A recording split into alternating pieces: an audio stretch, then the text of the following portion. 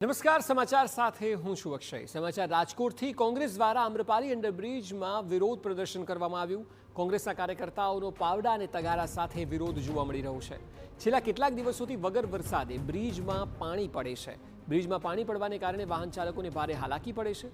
પોલીસે વિરોધ કરનારા કોંગ્રેસના કાર્યકરોની અટકાયત કરી છે।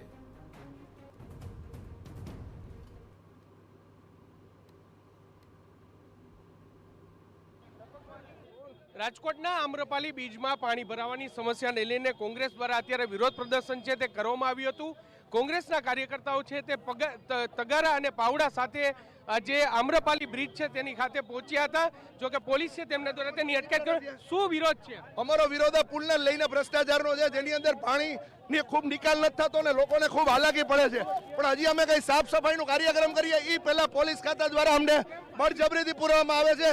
આનો કોઈ પણ આપ સમજી શકો છો।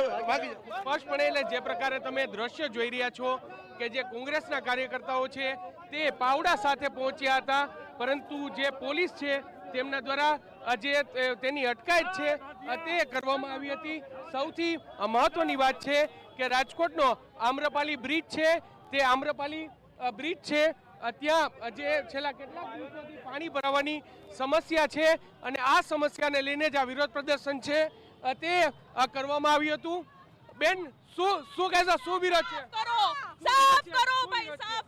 અંડરબ્રિજમાં જે પાણી ભરાઈ રહ્યું છે એનો કોઈ નિકાલ નથી થતો। આ લોકોને ખરેખર રેલનગરની અંદર જે બ્રિજ બન્યો ત્યારે એક શીખ લેવાની જરૂર હતી, પણ આ બ્રિજ પણ એ રીતે હાલત ખરાબ છે એની। અને જ્યારે સીએમ કે કોઈ ઉપરથી નેતા આવે ત્યારે જ આ લોકો ફક્ત કામગીરી કરે છે, નહીં કે જનસેવા કરે છે।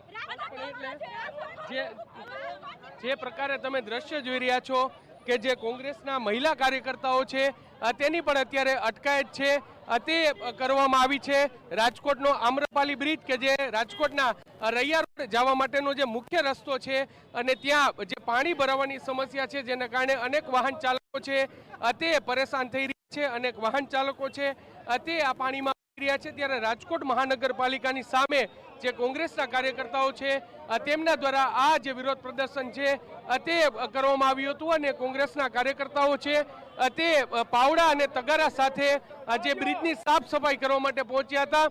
જો કે પોલીસ છે તેમના દ્વારા જે તમામ જે કોંગ્રેસના જે કાર્યકર્તાઓ છે તેની જે અત્યારે અટકાયત છે તે કરવામાં આવી છે। કોંગ્રેસના કાર્યકર્તાઓ દ્વારા ઉગ્ર સૂત્રોચ્ચાર છે તે કરવામાં આવ્યા છે અને આ જે બ્રિજ છે તેમાં જે પાણી ભરાવાની સમસ્યા છે તેનો નિકાલ કરવાની માંગ કરવામાં આવી છે। કેમેરા પર્સન ભાવેશ લશ્કરી સાથે મોહિત ભટ્ટ, TV9 રાજકોટ।